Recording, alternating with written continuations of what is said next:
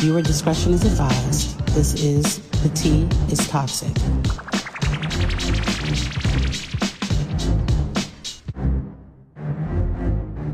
Hello, my teacups. Welcome to The Tea is Toxic. I know this is crazy, you guys. Listen. So, normally you only hear my voice, but I'm about to switch it up because I'm going to be on YouTube. So with that being the case, The Tea is Toxic. If you've been listening to me, you can find my episodes on Spotify, Apple Podcasts, Google Podcasts. So look, can we talk about it? Because it's called The Tea is Toxic, y'all.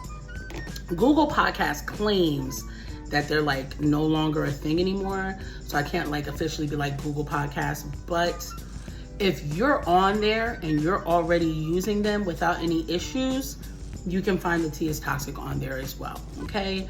But if you want to hear anything prior to this live video recording of the episode, you can catch that on Spotify and Podcasters Spotify.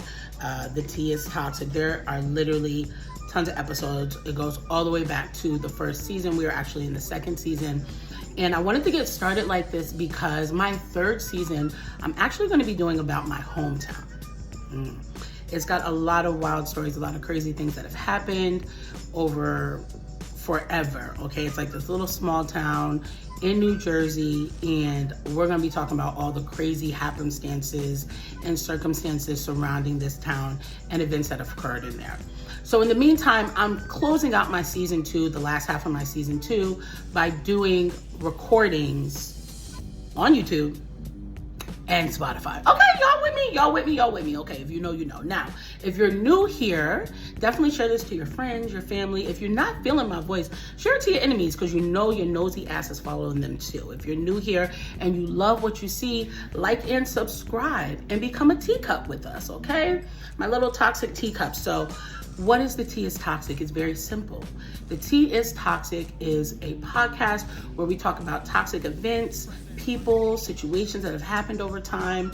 And today's episode, I'm going to be talking about an actor named Lloyd Avery II.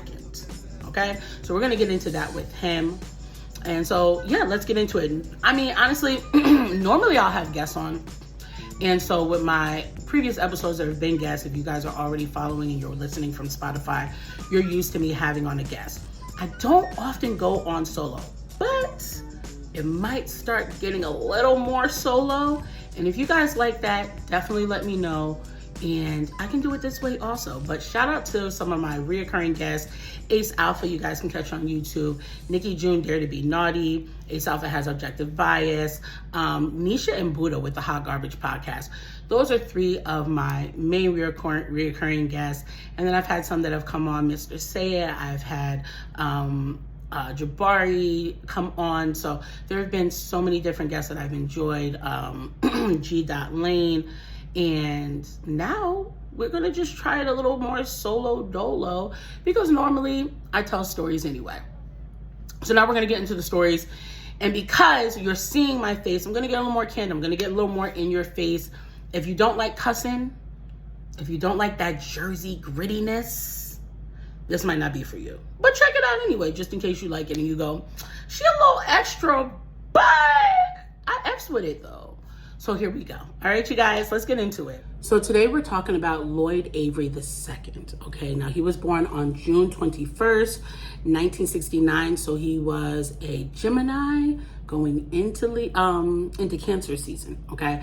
And his mother's name was Linda, father's name was Lloyd Avery Sr., clearly. He was born in Los Angeles and he was one of 4 children. Grew up in Baldwin Hills. I know you guys remember that. Like it was like the Hills version for Black people, Baldwin Hills. I think it was on BET. So that was the area he grew up in 1969, okay? His parents, 2-parent home, 3 additional siblings. Everybody lived really good. Everybody lived like, he lived a silver spoon life, okay? He went to the best schools. They lived in a nice home. He had a pool in his backyard. And let's not act like a pool in the backyard was not a big deal back in the 60s. Because y'all remember that scene from American Dream, the Jackson 5? And Michael Jackson was like, they got a pool in the background. Like that, y'all know, right? So it was a big deal, okay? They were living the all-American family dream, okay? He went to school with some really like top-notch kids.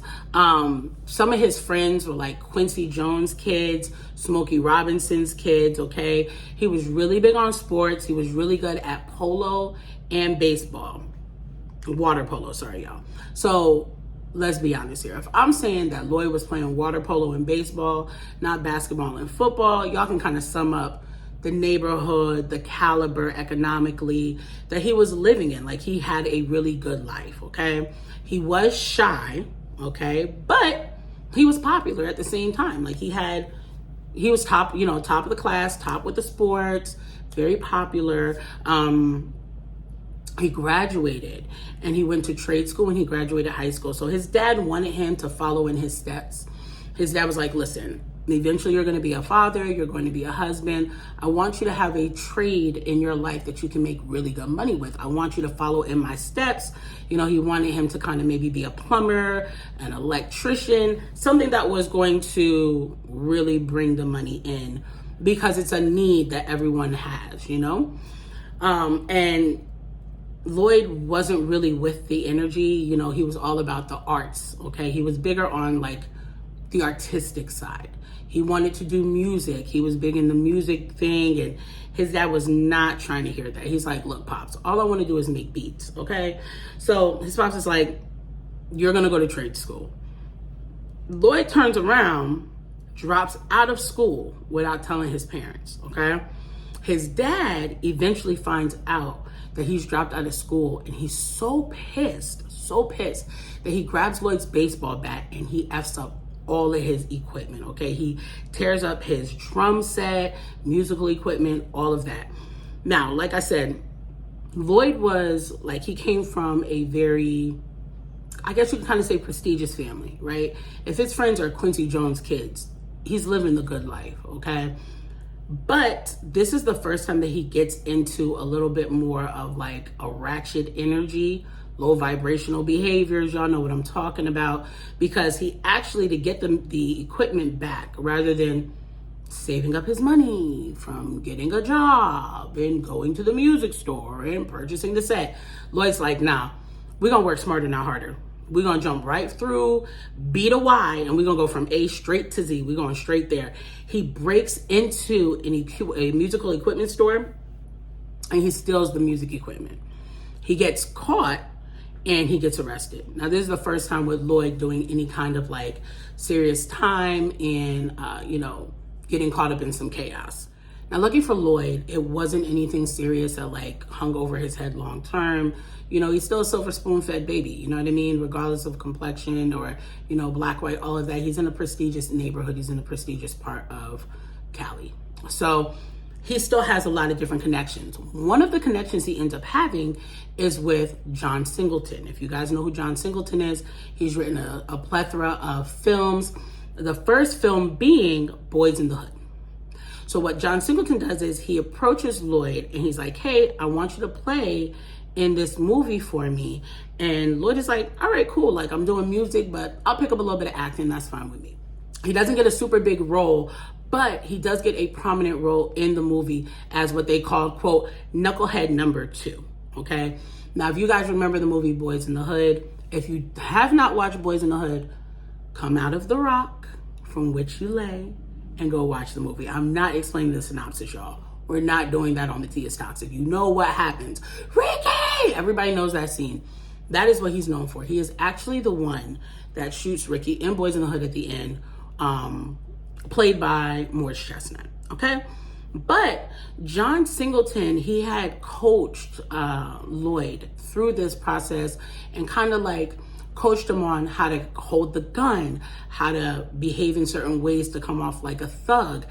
He even created, so it's something about the background with Boys in the Hood, he even created a good amount of tension behind the scenes between Lloyd's character and his crew and Cuba Gooding Jr.'s character and his crew, so that the day of the scene where Morris Chestnut is going to die on Boys in the Hood, Lloyd and Cuba actually have an altercation, like an exchange of words.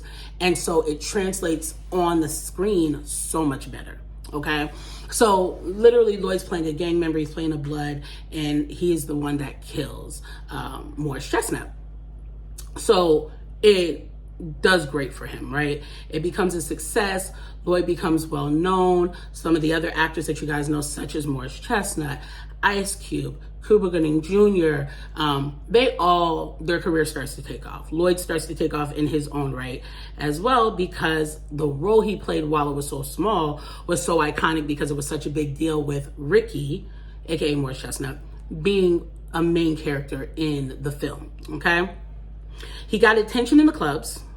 He got attention for television shows. They start, calling him in for other things like Doogie Howser. He's just getting nice little bits of roles, even though he has his music career. He's now adding to acting. But the music career did not fall flat either, because of the notoriety he was getting around his role that he played. Musically, a lot of people were paying attention to him, and he was gaining access to more connections as well. So he actually was one of the producers on 1993's album that was written for Tisha Campbell. And Tisha, as you guys know, plays Gina on Martin. Best way to put it. Once again, if y'all don't know what Boys in the Hood is, if y'all don't know what Martin is, this might not be the episode for y'all last. I don't know what to tell you. Come back on next week. But this might not be it, because these are like iconic Black moments in time, okay? John Singleton was really doing his thing. So now we have Lloyd. He's played in Boys in the Hood. He's produced an album for Tisha Campbell. It came out to be number 39 on the charts, okay? Which wasn't bad, especially because he was so fresh to the game musically. And then John approaches him again for another role. Now, this role was for the movie Poetic Justice, okay? And it didn't have a main character role once again. He played what was called Thug Number 1. But once again, it was pivotal. Because he was playing in Poetic Justice as Thug Number 1, he actually convinced John to let his little brother play Thug Number 2. And both of these individuals were people who killed the main character's boyfriend in the beginning of the scene, okay? So if you guys haven't noticed, Lloyd is starting to attract a kind of persona, and to put it lightly, he's being typecasted, right? Typecasting is such a big deal, to the point where it was, it's been added to so many like Black spoofs written by different actors like the Wayans brothers and a bunch of other ones as well. So he's being typecasted clearly, but he's doing the job well. He knows what he's doing, and he's doing it quite well for him to be so new to it. However, when the Poetic Justice finally dropped, Lloyd's energy was already starting to change based off of the first film. What happens is this, and one of the characters on Boys in the Hood who played one of the other gang members mentioned it as well, where a lot of people, especially thugs and gangsters, because of the role that Lloyd and the other characters played as the killer, these Bloods that were killers, they were getting approached in the streets and getting like accolades and dap ups and like, yo, you really did that one, did that? And it took to the point where the other character was like, look, he had to tell them like, you guys listen, I'm just playing a character. I'm an actor. I'm not a Blood. But Lloyd was kind of like soaking that in like a sponge, okay? He was taking that information in, and in his mind, he's like, you're right. Like, I am that guy. I am that nigga. Like, he was really feeling himself beyond that point. So by the time we get to Poetic Justice, Lloyd has already got a little bit of like haughtiness about him, right? He's a little arrogant already. They do the premiere of the movie. The movie didn't get great reviews to begin with, but during the premiere of the movie, when the credits came on, they said that Lloyd jumped up out his seat and was like, yo, John, that shit was whack, in front of everyone. So that was really, the start of him creating this tension and like this kind of like disdain. Like, he's creating resentment amongst him and other, people within the Hollyweird stage. And y'all know why I call it Hollyweird. That's a whole nother story for another episode. So John Singleton had plans. He wanted to put Lloyd into other things. He was coming out with other films. There's a slew of films John Singleton has written, but this episode is not about him, so we're not going to go into it. However, because of Lloyd's attitude, that was creating a rift in their relationship, and it was preventing him from having additional roles with John going forward in the future. But just because he got blackballed, or we'll call it blackballed, from John, it didn't mean that he was completely cut out of the entire scene as far as Hollywood's concerned. So he still had an agent, and the agent was still putting him into like these little roles here and there. So, you know, he's getting auditions still. The problem with getting the auditions is that he either wouldn't show up, or he'd show up late, and then when he showed up, he didn't even know his lines, right? Why is that? Why didn't he know his lines, AJ? Girl, you know why. Y'all know why he didn't know his lines, because he was more focused on the street life. Unfortunately for Lloyd, it was like, because of these characters that he was typecasted as in these roles, to him, that was what was more important. So he didn't really care about acting anymore. He wanted to live the life as a real thug. Okay? Now remember, in the beginning, like I said, he's a silver spoon kid. But instead of choosing the life of the silver spoon, right, he literally goes and leaves his apartment, his nice-ass apartment, and he moves to a part of Los Angeles, South Los Angeles, called the Jungle, okay? And that neighborhood is known for very heavy blood gang affiliations. So if you're wondering where the Jungle is, if you guys have seen Training Day, that scene that Denzel does when he's like, y'all wanna run around, like he does the whole monologue, right? King Kong ain't got shit on me, that monologue, that's where the Jungle is. That's where Lloyd Avery II moved to, okay? So he moves into there. He's more interested in the street cred. He's like feeding his ego off of the street cred. He's starting to establish this hood rat mentality. Oh, I'm a gangster. Oh, I'm this. Oh, I'm that. Okay? To him, this shit is very real. In his mind, it's like he really killed Ricky. You feel me? Meanwhile, Morris Chestnut career taking off. Like, you ain't kill that man. You know what I mean? You didn't kill him. He's not real. It's a character. Come on, Lloyd. But that's where we're at with it, okay? Now, the catch is, unfortunately, y'all know how it is when you're an older sibling. Who's going to be watching you? Them younger siblings. And the same brother that Lloyd got the role as Thug number 2 in Poetic Justice decided he wanted to follow his big brother into that street life. But that shit ain't work, okay? Because not long after going into street life, not longer after becoming a blood himself, he gets locked up and gets 4 years of jail time. Cool. So now baby brother gets his jail time. He does his 4 years. He gets out. And he was like, that street life, it's not for him. It's not for him, y'all. He was like, I'm going to go ahead and get up out of here. And I want you to come with me. I advise you to leave this gang shit alone and come with me. So he had renounced it. He did his time. He got out. He's like, let's go. Lloyd wasn't having it. Okay? Auntie gets involved. And Auntie's like, baby, come to church with Auntie. You won't listen to your brother, but come to church with Auntie. The family waiting for you. Come back home. You don't have to live this life. He would go to church here and there. But the problem was, when he would go to church, he would really just go for the music. And as soon as it was time for the pastor to preach, Lloyd got the hell up out of there. He was not sticking around for it. And his family, and especially his aunt, felt like he was running from something. It was like he had demons that he didn't want to face, okay? Now, it was known in the streets that not only was Lloyd like gang banging, but he got caught up in being on drugs. So he was on PCP as well. And so maybe that did contribute to this persona that he was making up in his mind. But yeah, that's what happened. He ended up on the drugs and he ended up in that gang life. And so he really was feeling himself. And between the drugs, the gang life, not showing up for these auditions, he had officially blackballed himself. No one was really trying to work with him, okay? Then came an incident where Lloyd got into an altercation with an individual in the apartment ghetto that he was living in, the Jungle. And so now he's feared for his life and he got to get the hell out of there the same day. So from that moment on, now he's hit a different level of rock bottom where he's couch surfing from this place to that place to that place. Okay. And The problem is he can't couch surf long anywhere because he's still having all these altercations. So the same energy he gave John, same energy he gave his family, same energy he gave the jungle, he's not doing on people's couches. And it's like, bro, you're down bad and you still got your ass on your shoulders. Like, what are we really talking about right now? But he did. He's literally going from person to person.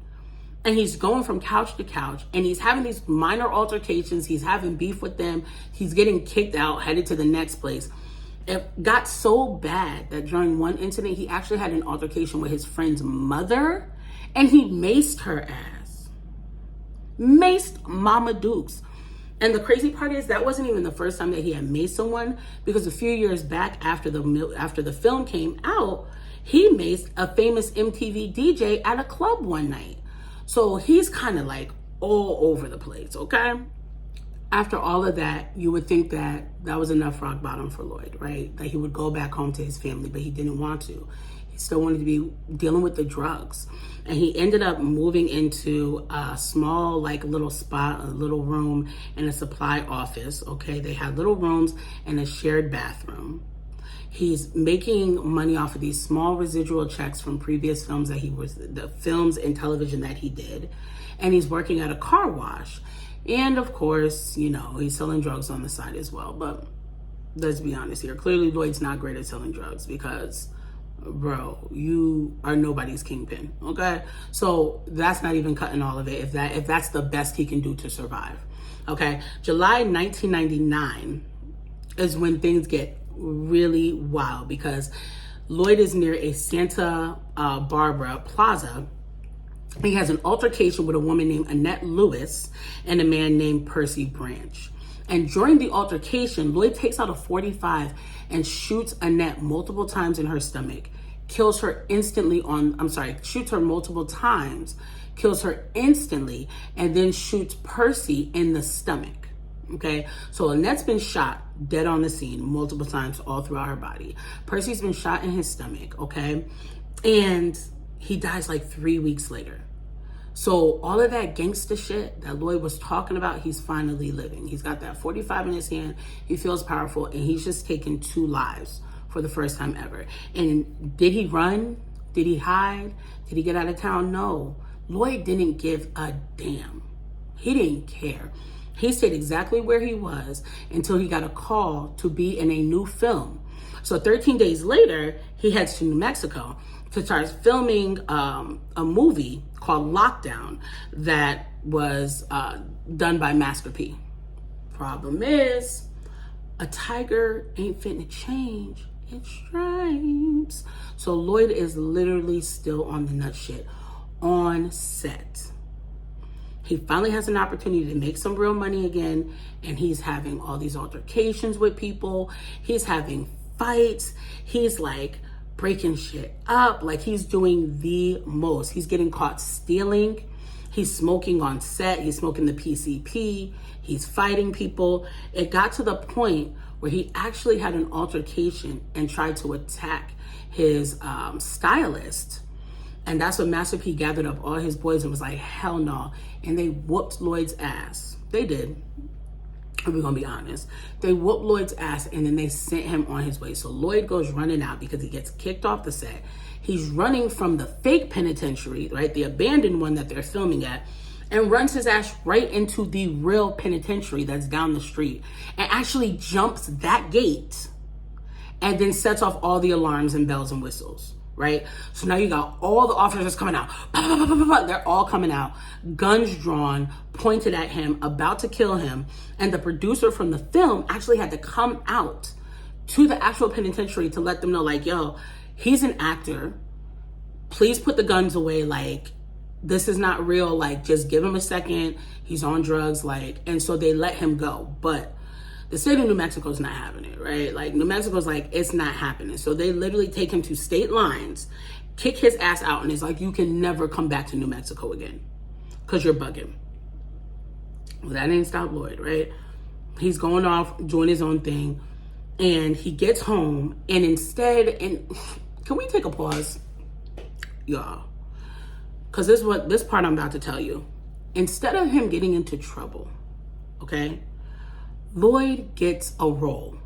to finally be a main character in a show or in a movie where he's not just a background character or someone who kind of killed somebody. So Lloyd gets his own film.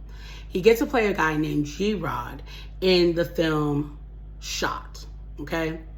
So he's not even thinking about nothing that happened in New Mexico. He don't give a damn about none of that. But the problem is, he's still a problem in his own film as well, okay?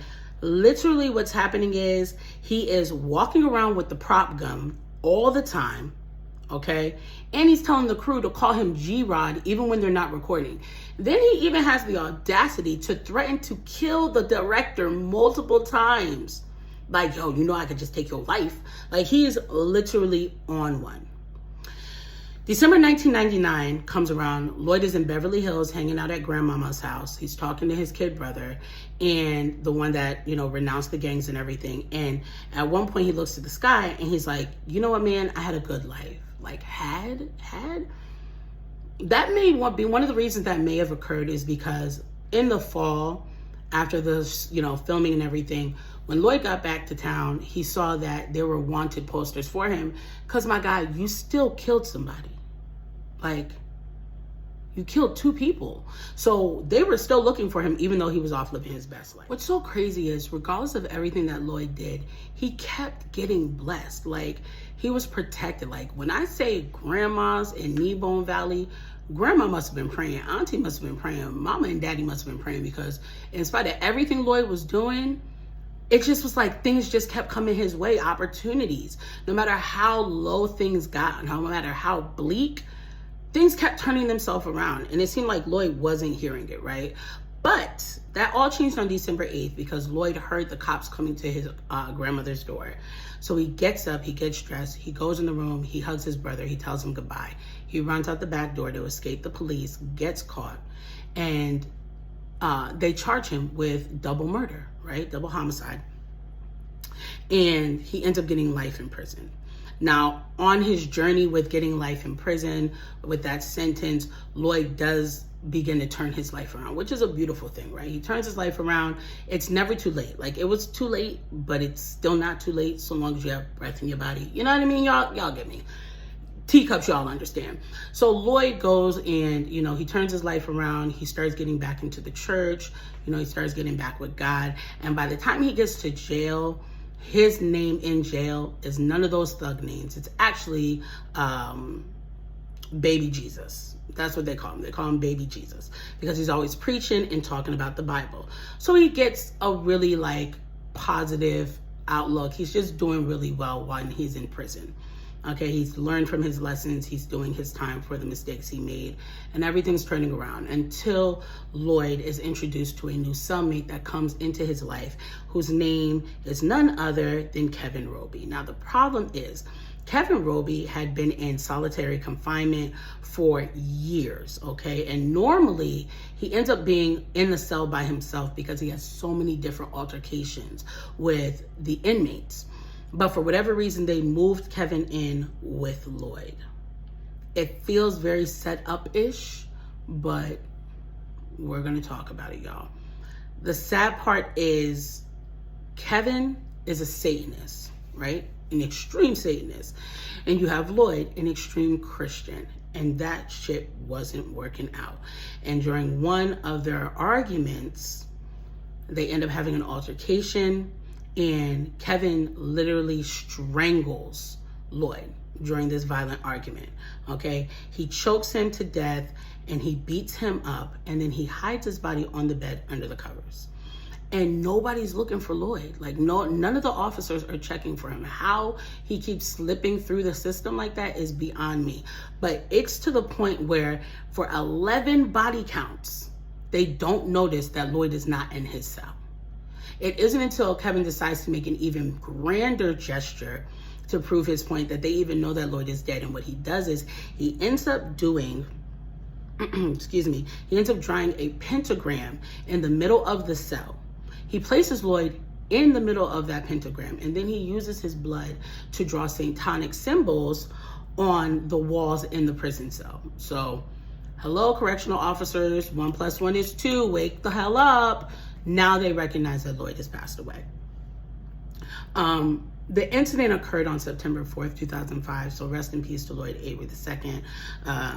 Kevin, when he was asked why he did that, he said that it was a warning to God. Now, once Lloyd died, the family wanted to file a wrongful death suit against the prison, but no one would touch it, not the NAACP, not even Johnny Cochran.